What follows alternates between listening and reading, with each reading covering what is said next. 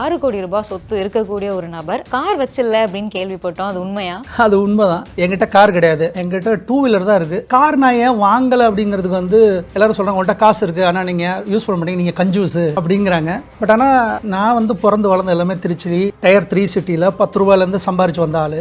எனக்கு இந்த 15 லட்சம் 20 லட்சத்தில் ஒரு முடக்கிறதுங்கிறது என்னால் முடியாத ஒரு காரியம். ஆனால் நான் ரிச் டாட் புவர் டாட் படிக்கும்போது தான் லயபிலிட்டினா என்ன, அசட்னா என்னன்னு தெரிய வந்துச்சு. அதுலேருந்து தான் எனக்கு விழிப்புணர்வு வந்துச்சு. அதுக்கப்புறம் தான் என்னோட இன்வெஸ்ட்மெண்ட் ஜேர்னியை உருவாச்சு. அதனால் நான் ஒரு காரை வாங்கிட்டு நான் அதை ஒரு பார்க்கிங் ஏரியாவில் நிறுத்திட்டு, அதாவது ஒன்று காரை நான் வாங்கிட்டேன், ஷோரூமை விட்டு வெளில வந்துட்டேன், 15 லட்சம் ஷோரூம் விட்டு வெளியில் வந்தோடனே அதோட விலை என்னவா இருக்கும்?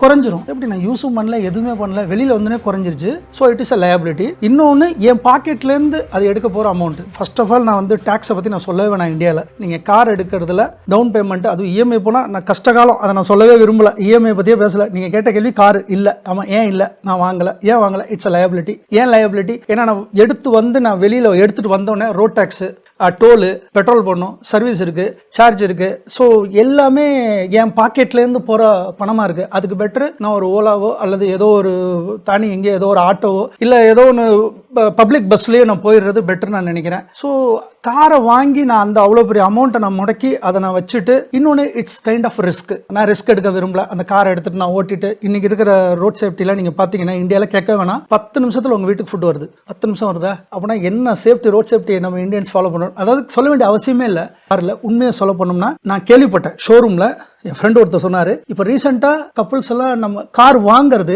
ரீல்ஸுக்காக வாங்குறாங்க. ரீல்ஸ் போட்டு அதில் வியூஸ் வரணுங்கிறதுக்காக வாங்குறாங்க. என்கிட்ட கார் கிடையாது, என்கிட்ட 2 வீலர் தான் இருக்கு. கார் நான் ஏன் வாங்கலை அப்படிங்கிறதுக்கு எல்லாரும் சொல்றாங்க உங்கள்கிட்ட காசு இருக்கு ஆனால் நீங்க யூஸ் பண்ண மாட்டீங்க, நீங்க கஞ்சூஸ் அப்படிங்கிறாங்க. பட் ஆனால் நான் பிறந்து வளர்ந்த எல்லாமே திருச்சி டயர் 3 சிட்டியில் 10 ரூபாயிலேருந்து சம்பாரிச்சு வந்த ஆளு. எனக்கு இந்த 15 லட்சம் 20 லட்சத்தில் ஒரு முடக்கிறதுங்கிறது என்னால் முடியாத ஒரு காரியம். ஆனால் நான் ரிச் டாட் புவர் டாட் படிக்கும்போது தான் லயபிலிட்டினா என்ன, அசட்னா என்னன்னு தெரிய வந்துச்சு.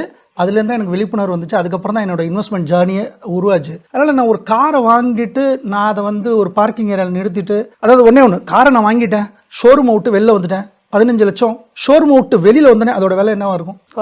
குறைஞ்சிரும். எப்படி நான் யூஸும் பண்ணல, எதுவுமே பண்ணல, வெளியில் வந்தோடனே குறைஞ்சிருச்சு. So it is a liability. இன்னொன்று என் பாக்கெட்லேருந்து அது எடுக்க போகிற அமௌண்ட். ஃபர்ஸ்ட் ஆஃப் ஆல் நான் டேக்ஸை பற்றி நான் சொல்லவே வேணாம். இந்தியாவில் நீங்கள் கார் எடுக்கிறதுல டவுன் பேமெண்ட், அது இஎம்ஐ போனால் நான் கஷ்டகாலம், அதை நான் சொல்லவே விரும்பல. இஎம்ஐ பற்றியே பேசலை. நீங்கள் கேட்ட கேள்வி கார் இல்லை. ஆமாம், ஏன் இல்லை, நான் வாங்கலை. ஏன் வாங்கலை? It's a liability. ஏன் லயபிலிட்டி? ஏன்னா நான் வெளியில் எடுத்துகிட்டு வந்தோடனே ரோட் டேக்ஸு, டோலு, பெட்ரோல் போடணும், சர்வீஸ் இருக்குது, சார்ஜ் இருக்குது. ஸோ எல்லாமே என் பாக்கெட்லேருந்து போகிற பணமாக இருக்குது. அதுக்கு பெட்ரு நான் ஒரு ஓலாவோ அல்லது ஏதோ ஒரு தானி எங்கேயோ ஏதோ ஒரு ஆட்டோவோ இல்லை ஏதோ ஒன்று பப்ளிக் பஸ்லேயே நான் போயிடுறது பெட்டர் நான் நினைக்கிறேன்.